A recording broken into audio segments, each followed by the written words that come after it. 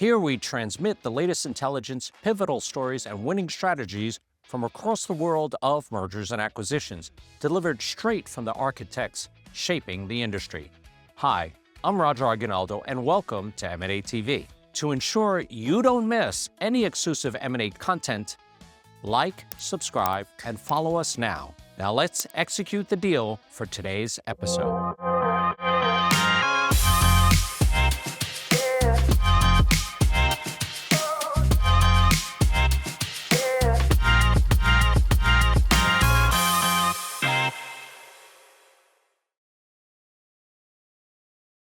Good morning, everyone. My name is Emily Castro. We're here today with Mr. Marc McCabe, Senior Vice President at Alliant Insurance M&A. Thank you so much for joining us today at the 2025 My pleasure. of Deal Market Summit, hosted by the M&A Advisor team. Thank you. Good to see you, Emily. Thank you for having me. Can you tell us a little bit about what you've been focusing on lately at Alliant? Yeah, so just to give you a little bit background on Alliant Insurance Services, we are a privately held insurance brokerage firm. We generate about $12 billion of top-line revenue, which is made up of both commission and fee income.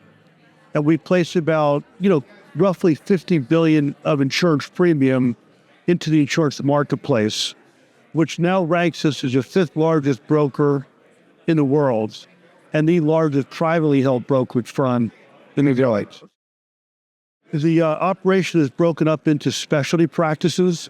We've got 16 specialty practices that run from construction, real estate, public entity, and so on. I work within our M&A practice. And so within our M&A practice, we have over 200 professionals. We represent over 150 buyout firms and well over 1,000 portfolio companies that are controlled by those buyout firms.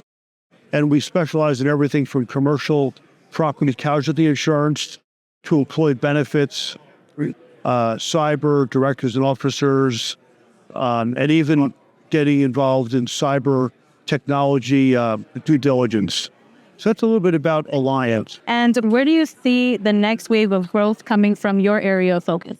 Yeah, so it's a great question. I spent a lot of time, understanding the trends in the insurance marketplace. And so if you think about the current themes in my industry, because they change, day to day, quarter to quarter, year to year. Currently, the insurance company underwriting firms are generating, I wouldn't say record profitability, but they're generating profitability they haven't seen in 6 or 7 years, certainly pre-COVID.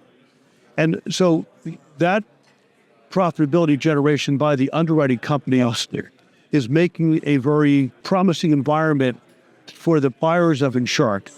So they're finding that they're able to get, better coverage terms, conditions, and are able to manage their costs more effectively. Other themes that we're seeing is that within my community, the M&A community, we're seeing a lot more portfolio purchasing.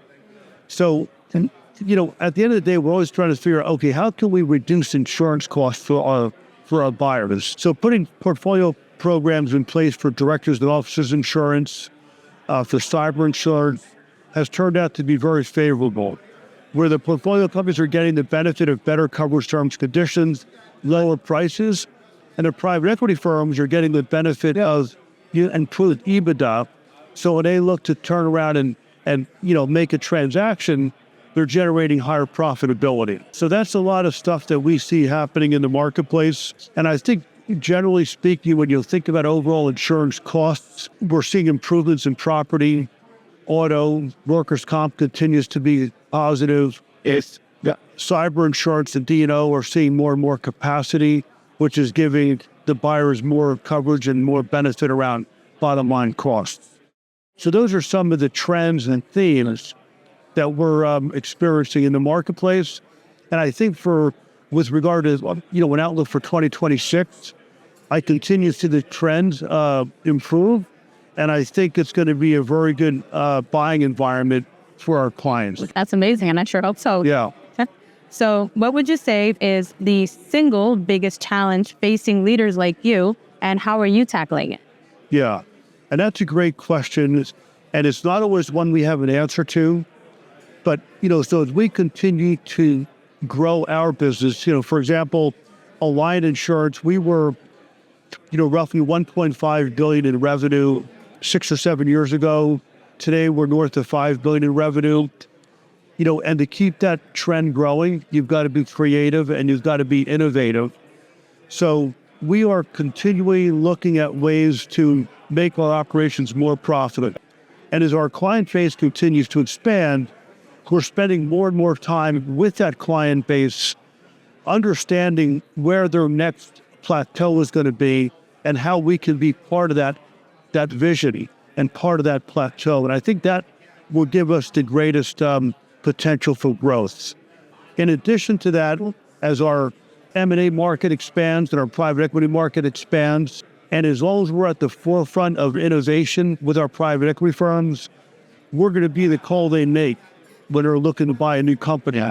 So we want to be there for that opportunity. Well, I wish you all the very best, and I hope that comes to fruition. Thank you so much for joining us today, Marc. Yeah, my pleasure, Emily. Great to see you. Thank you for having me again. Thank you. Take care.